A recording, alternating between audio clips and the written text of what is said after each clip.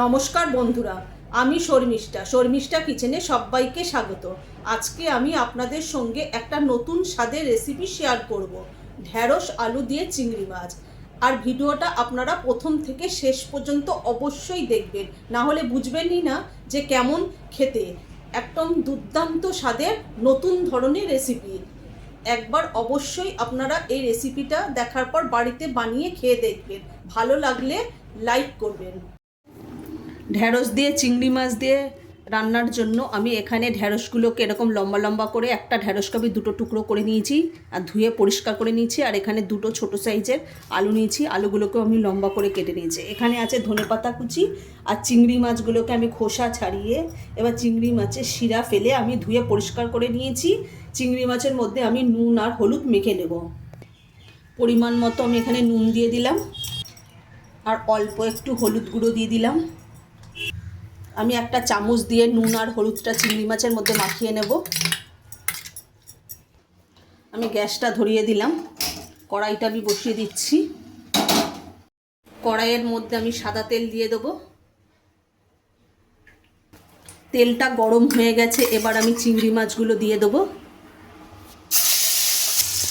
চিংড়ি মাছটা লাল করে ভাজা হয়ে গেছে, এটাকে আমি তুলে নেব। চিংড়ি মাছ ভাজার তেলের মধ্যেই আমি ফোড়ন দিয়ে দেবো। এখানে আমি একটা শুকনো লঙ্কাকে অর্ধেক করে নিয়েছি আর হাফ চামচ গোটা জিরে দিয়ে দেবো। ফোড়নটাকে আমি ভালো করে ভেজে নিয়েছি। এখানে আমি ঢ্যাঁড়স আর আলুটা যে কেটে রেখে দিয়েছিলাম সেটাও আমি একটু ভেজে নেব।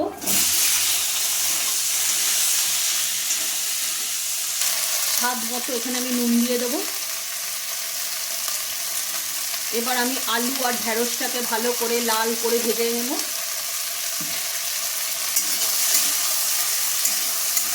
আলু আর ঢ্যাঁড়সটা ভালো করে ভাজা হয়ে গেছে আর এখানে আমি 4টে কাঁচা লঙ্কা নিয়েছি, হাফ ইঞ্চির থেকে ও অল্প একটু আদা নিয়েছি, হাফ ইঞ্চির থেকেও কম, আর একটা ছোট সাইজের টমেটো, এটা আমি মিক্সিতে পেস্ট করে নিয়েছি।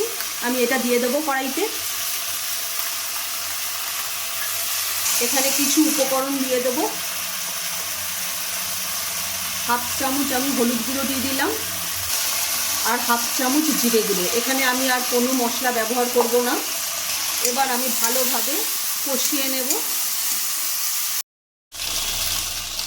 এখানে আমি মিক্সিং জার ধোয়া জলটা নিয়ে নিয়েছি। এখানে আমার মশলাটা ভালোভাবে কষানো হয়ে গেছে, তার মধ্যে আমি দিয়ে দিলাম মশলাটার মধ্যে। আমি আর একটু ভালো করে নাড়িয়ে নেব।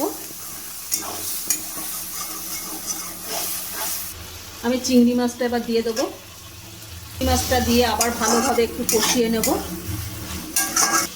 ঢ্যাঁড়স আর আলুটা সেদ্ধ হওয়ার জন্য আমি এখানে অল্প একটু জল দিয়ে দেবো। এবার আমি একটু ভালো করে নাড়িয়ে ওপর থেকে একটু ধনেপাতা কুচি দিয়ে দেবো। ওপর থেকে আমি ধনেপাতা কুচি দিয়ে দিলাম। ভালোভাবে নাড়িয়ে নেব। নাড়িয়ে আমি একটু ঢেকে দেব আলু আর ঢ্যাঁড়সটা সেদ্ধ হওয়ার জন্য।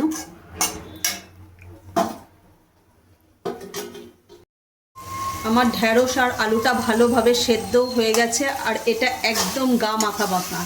এটা আমি এবার নামিয়ে নেব। আর এইভাবে একবার অবশ্যই ঢ্যাঁড়স দিয়ে আলু দিয়ে চিংড়ি মাছ দিয়ে করে খাবেন, একদম অসাধারণ লাগে। দুর্দান্ত স্বাদের ঢ্যাঁড়স আলু দিয়ে চিংড়ি মাছের রেসিপি পরিবেশনের জন্য একেবারে রেডি। আজকে যদি আমাদের এই ঢ্যাঁড়স আলু দিয়ে চিংড়ি মাছের রেসিপিটা যদি ভালো লেগে থাকে তাহলে লাইক, কমেন্ট, শেয়ার এবং সাবস্ক্রাইব করতে ভুলবেন না। আর অবশ্যই এভাবে বাড়িতে বানিয়ে খেয়ে দেখবেন।